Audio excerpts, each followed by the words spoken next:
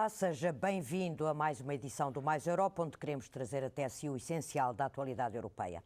Como habitualmente, começo por ver uma seleção das notícias que marcaram a semana em Bruxelas. Nos dias 17 e 18 de janeiro, o Parlamento Europeu foi a votos para eleger um novo presidente, que irá suceder Jerzy Buzek. Na terça-feira, os resultados foram conhecidos e o eurodeputado socialista Martin Schulz acabou por ser eleito com uma larga maioria. O alemão será, assim, o 14º presidente do Parlamento Europeu desde 1979 e irá exercer o cargo até 2014.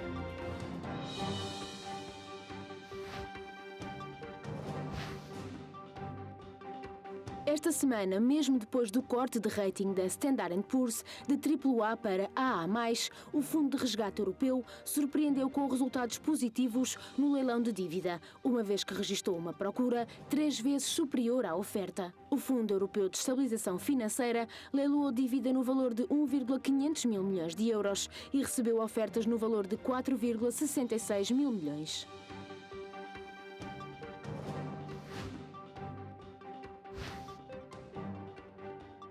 Na passada quarta-feira, a Comissão Europeia abriu um procedimento por infração contra a Hungria. Segundo a União Europeia, as reformas do governo de Viktor Orbán são de cariz autoritário e vão contra a legislação europeia. O primeiro-ministro húngaro tem agora um mês para responder à Comissão, sendo que Orbán se deverá deslocar a Bruxelas no próximo dia 24 de janeiro.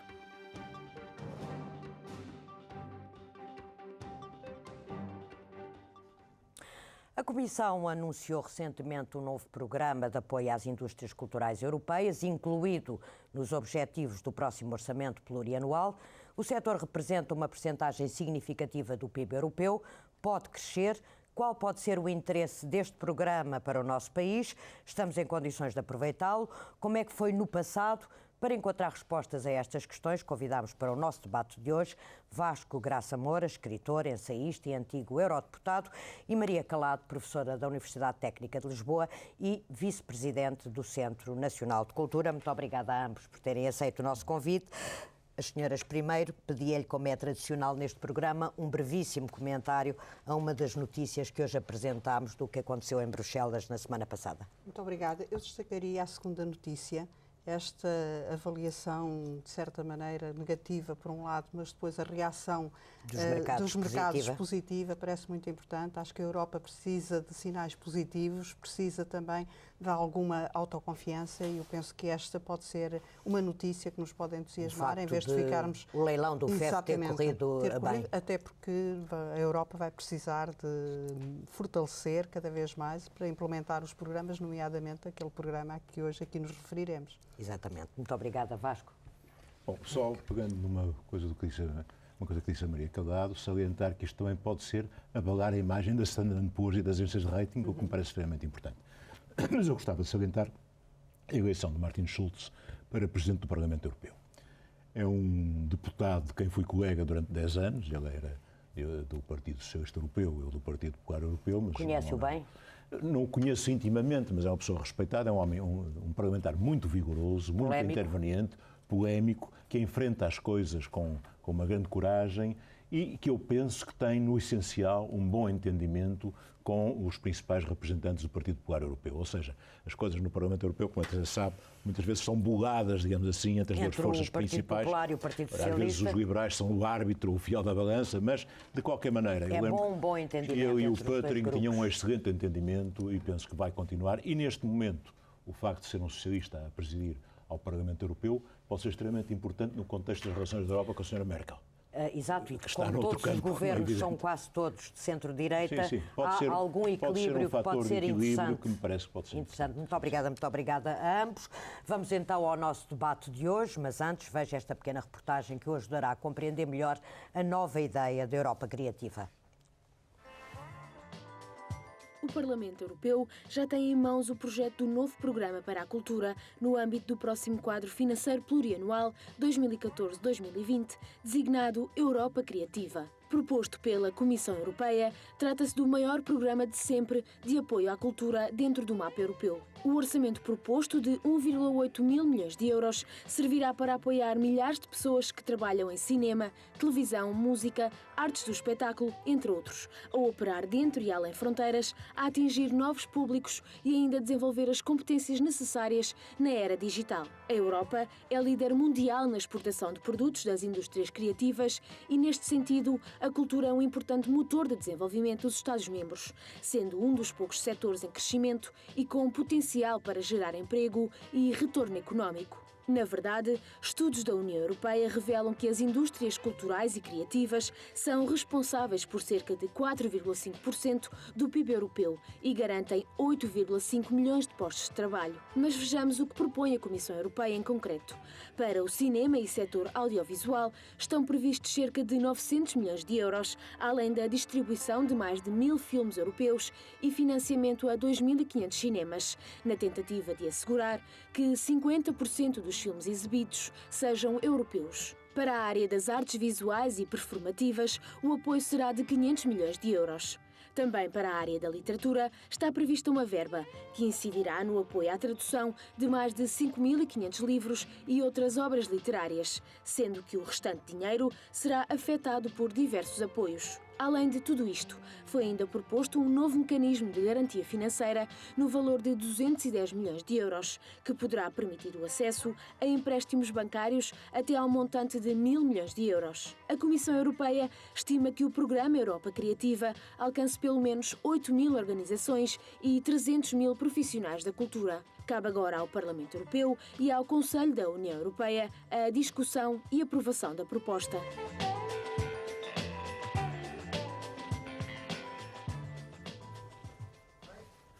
Vasco, começa agora por si. Esta apresentação deste novo programa que vem inserido no novo quadro comunitário para o seguinte, aquele que se vai seguir a partir de 2013, 2014. Estes números que parecem muito grandes, esta aposta da Comissão, isto faz algum sentido para si? Em tese geral, sim. Esta ideia é uma ideia muito acarinhada por José Manuel Durão Barroso. De resto, estive em Bruxelas, em princípios de dezembro passado, numa reunião que ele convocou com algumas pessoas ligadas à cultura para uma troca de impressões em que já se referia esta linha de avanço das propostas da Comissão. Mas eu recordo-me que, em princípios do meu segundo mandato, portanto, aí por volta de 2004, 2005, se pretendia que o Parlamento votasse no orçamento qualquer coisa como 2,2 mil milhões de euros para a cultura. Os próprios ministros da Cultura, alguns estiveram envolvidos nisso, o próprio Presidente da Comissão Europeia, Durão Barroso, esteve envolvido nisso, e depois conseguimos uns inglórios 400 milhões de euros. Uma grande diferença. Portanto, entre as posições do Conselho e entre as posições de alguns setores do Parlamento Europeu que são pouco receptivas às políticas culturais, pode haver ainda que contar com uma diminuição significativa desses números, por um lado. Por outro lado, há cautelas que eu penso que será necessário tomar, porque quando há muito dinheiro tendem a gerar-se aparelhos consumidores desse dinheiro. Exato, para chegar lá mais depressa que os núcleos de muitos outros. génios, Exatamente. com ideias luminosas, etc. Exatamente. E o equilíbrio que a Comissão normalmente procura obter tem a ver com programas plurianuais e envolvendo mais do que um país, pelo menos 3 países ou 5, enfim, conforme o tipo de programas, e isso acaba por também criar uma burocracia, um tipo de documentação de candidatura quase insuportável, se tirar um curso superior para preencher uma coisa daquelas. Mas a Comissão está com preocupação de simplificar um bocadinho esses processos. Já na agenda de Lisboa, em relação à estratégia de Lisboa, tinha sido definido que a cultura seria um pilar essencial. E nós hoje vemos que a estratégia de Lisboa, a economia baseada no conhecimento que se falava no ano 2000, praticamente deu em águas de bacalhau, para usar um termo português. Lamentavelmente. Agora, a cultura é diferente, porque repare, se tratar de informática ou de computadores ou de programas de computadores, a relação que qualquer ser humano tem com essa área, tanto pode ser de um chinês, como de um japonês, como de um brasileiro, como de um português. A cultura não. Se falar em Beethoven, em São Sebastião Bach, em Dante ou em Camões, aí temos um lado de pertença a uma determinada área. E, portanto, aí a questão da cultura europeia seria fundamental. Ou seja, a questão da cultura é uma questão importante para a própria identidade europeia. Para a identidade europeia. Eu gostava de voltar mais a essa questão que me parece importante. Maria Calado, nesta perspectiva de fomentar uma indústria criativa, que é uma indústria poderosa na União Europeia, isto faz sentido para si, este reforço que a Comissão quer dar?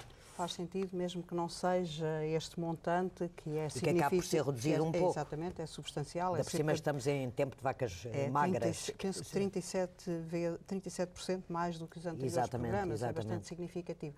Mas para mim faz sentido e eu penso que é inevitável.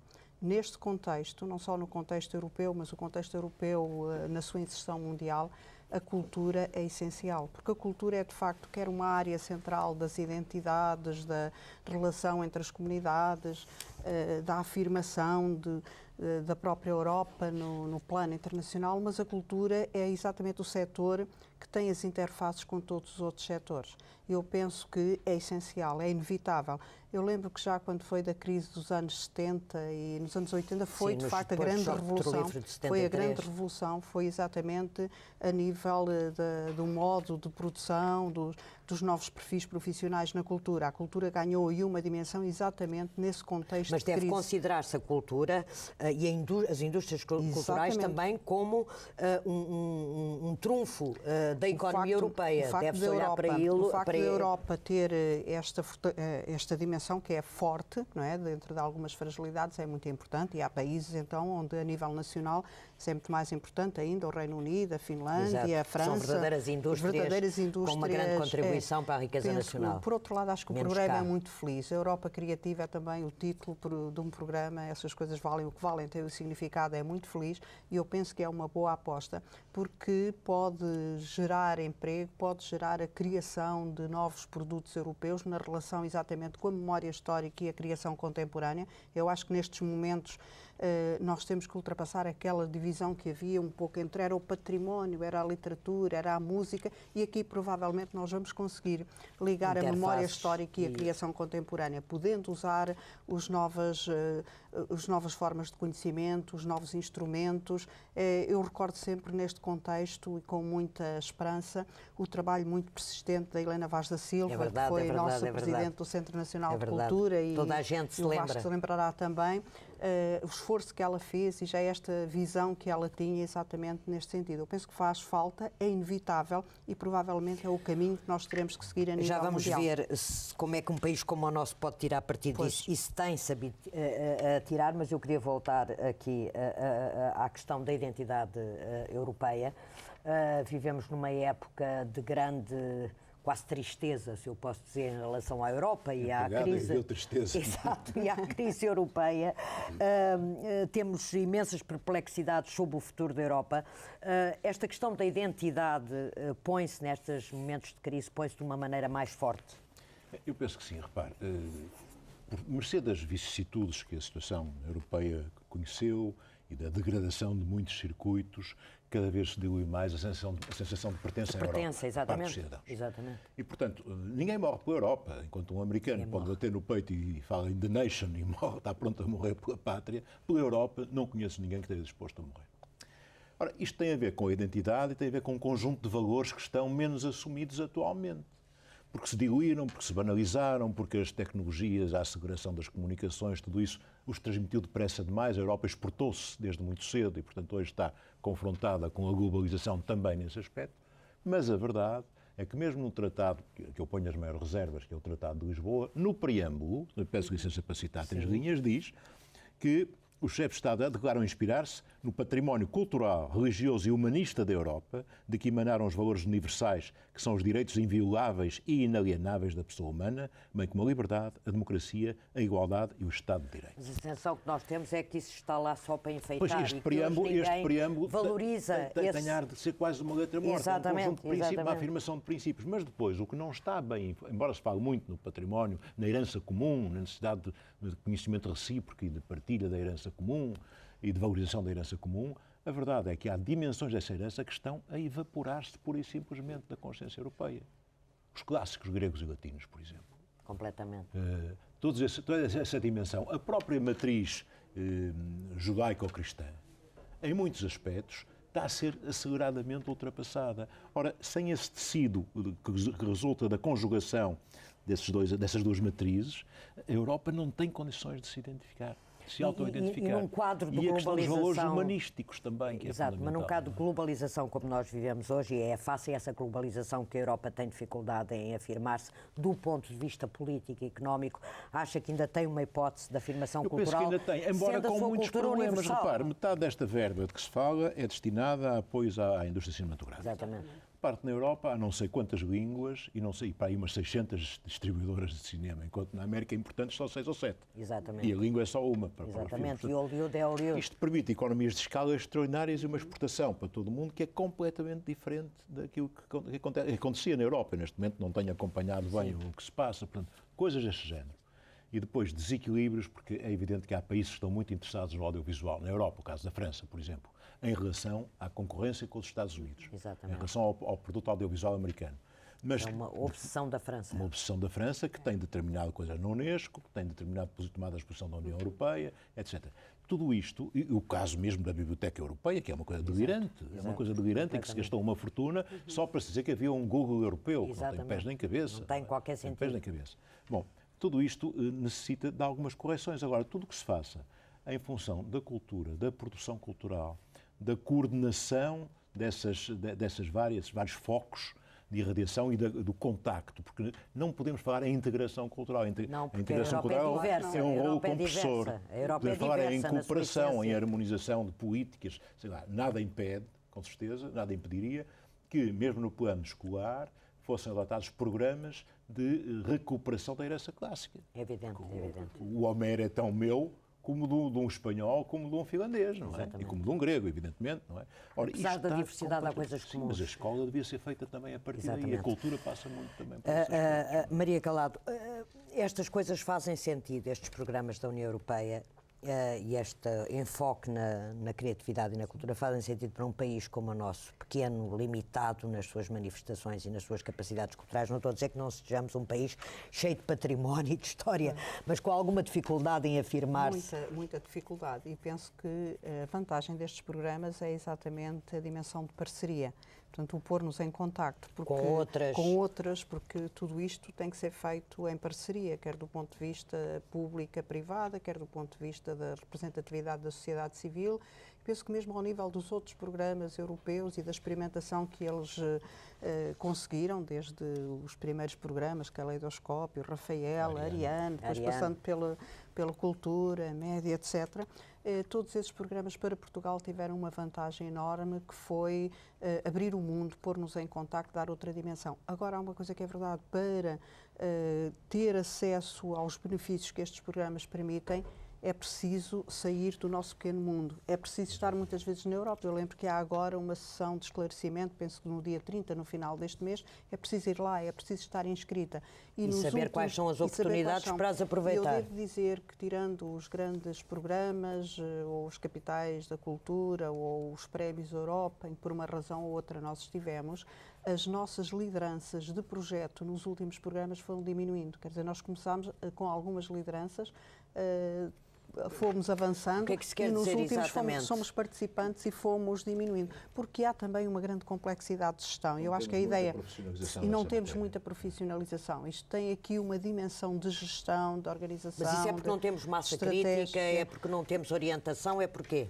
Muitas vezes nós não temos esse hábito e talvez não tenhamos tido essa organização entre nós. Nós hoje sabemos que fazer um projeto é preciso estruturá-lo de um determinado modo, é preciso prever a sua avaliação, não basta apresentá-lo de uma forma muito inovadora, o modelo de gestão é essencial. E desse modelo de gestão e do processo de avaliação depende muitas vezes o sucesso. Ou seja, se não nos profissionalizarmos mais, é difícil tirarmos partido Podemos tirar partido, mas não plenamente. Portanto, nós temos que devíamos liderar alguns projetos, porque ser parceiros nós somos frequentemente, porque dá sempre jeito de ter um parceiro, então aqui um pequeno país, na área da literatura, da tradução, da poesia, e sempre beneficiamos, mas liderar é mais importante. Eu acho que é preciso profissionalizarmos. Também concordo em absoluto com a ligação com a educação, não é? Com os processos de aprendizagem.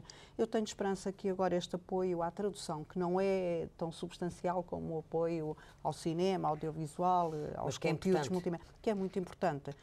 porque para dar lembrar-me uma coisa que a criação, a diversidade, porque e... exatamente um dos aspectos da Europa é a sua diversidade. É a sua diversidade, e com certeza Vasco Graça Moura estará de acordo em que a poesia, mais do que nenhuma das áreas literárias, é essencial que ela possa ser editada na sua língua. É das linhas mais antigas das políticas culturais europeias. Não é? Exatamente. Agora, e tem resultado? É a sua avaliação? A nível de cada país, não sei dizer. Eu próprio já beneficiei disso sem nunca me ter candidatado, mas houve editores meus que apresentaram um projeto candidatando-se, enfim, uma vez ou duas, isso aconteceu. Agora, eu concordo com o que diz a Maria Calado, sobretudo nisto. Todo este trabalho a nível europeu se desenvolve em redes de agentes e operadores culturais. E nós temos muito boas exceções, mas na verdade não temos muita gente que saiba pegar nisto, que saiba fazer um projeto, que tenha bons interlocutores noutros países. Não é? Esse é um problema fundamental. E como é que isso se supera? Bom, isso é um problema só no terreno, não sei dizer agora há uns anos que eu não mexo nisso, mas tem que estar no terreno e tem que saber o que é que se apresenta. E depois há uma outra barreira, porque por muito bom que seja um programa, muito bem estruturado, com mais 2 ou 3 parceiros idóneos de outros países, etc., ainda tem a barreira do Comitê de Apreciação, e isso aí, muitas vezes, os países que mandam para lá representantes não mandam as pessoas mais habilitadas a apreciar, se ponha, um programa de música barroca ou um programa de gastronomia, não são os mesmos critérios. E pode acontecer as mesmas pessoas terem que podia. Não sei se isto tanto altura quando eu lá estava, podia.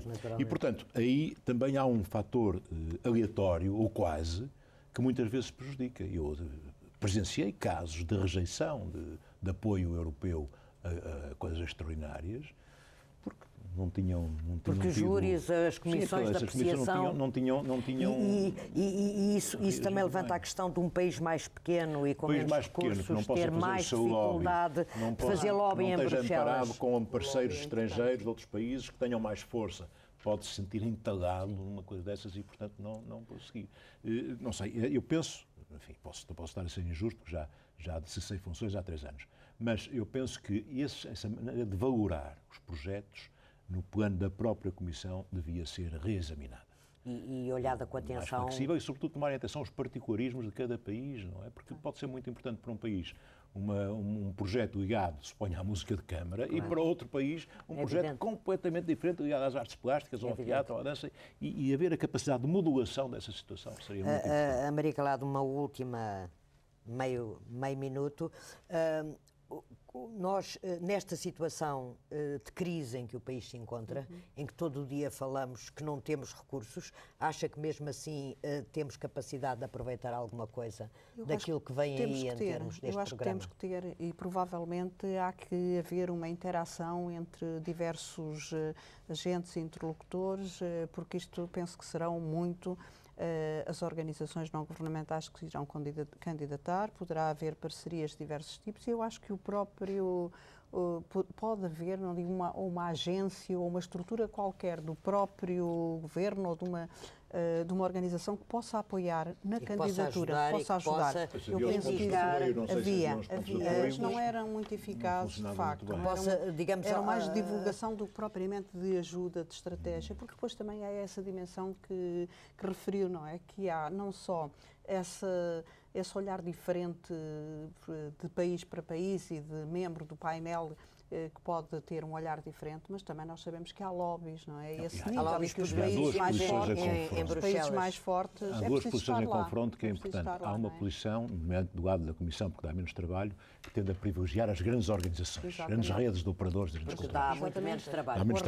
Mas a atomização, a fragmentação pode ser a essência da verdadeira ação cultural a nível europeu, das pequenas comunidades, das cidades, etc. Aliás, este programa, para acabarmos, já esgotou o nosso tempo, este programa foca muito a ideia de diversidade e é aí que nós devemos apostar se queremos manter uma identidade cultural, europeia.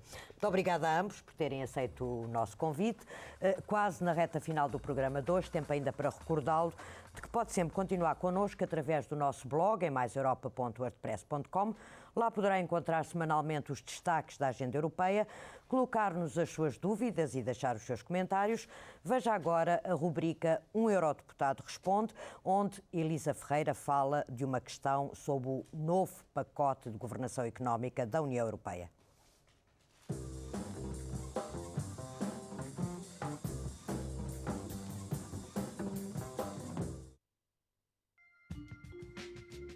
O Parlamento Europeu aprovou em setembro do ano passado um conjunto de propostas legislativas que visam reforçar a governação económica na União Europeia. O Six-Pack, nome pelo qual ficaram conhecidos os 6 textos legislativos, já está em vigor e tem como objetivo prevenir futuras crises, contribuindo para um crescimento económico forte e sustentável e para a coesão social.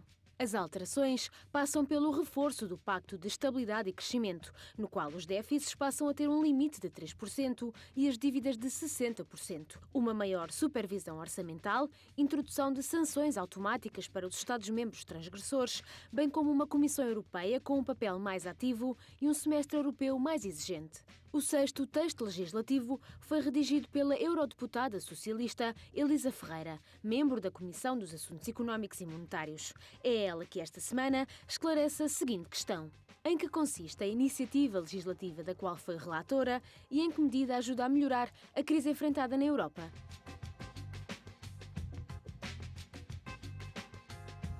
Há um novo instrumento, que é este novo texto legal, no qual eu estive a trabalhar, que procura verificar o que é que está a acontecer nos diferentes países da União Europeia, quais são os desequilíbrios que estão a ocorrer e que mais tarde se vão revelar em déficit e dívida. O que eu tentei fazer neste relatório e que o Parlamento apoiou foi dar algum espaço para que se perceba até que ponto é que as políticas seguidas num país podem afetar aquilo que acontece nos outros países. E, portanto, esta análise, onde eu tentei introduzir elementos da economia real, ligações entre os Estados-membros, o impacto diferenciado de políticas comuns, é uma dimensão completamente nova e que, se for bem trabalhada pela Comissão, eu estou convencida que vai permitir que as recomendações da Comissão sejam um pouco mais profundas e um pouco mais sólidas. Chegamos então ao fim do Mais Europa de hoje. Para além de visitar o nosso blog, pode ainda procurar-nos no Twitter e no Facebook e ficar a par da atualidade da União Europeia ao longo da semana. Nós estaremos de volta na próxima semana, à mesma hora, aqui na RTP Informação. Até lá!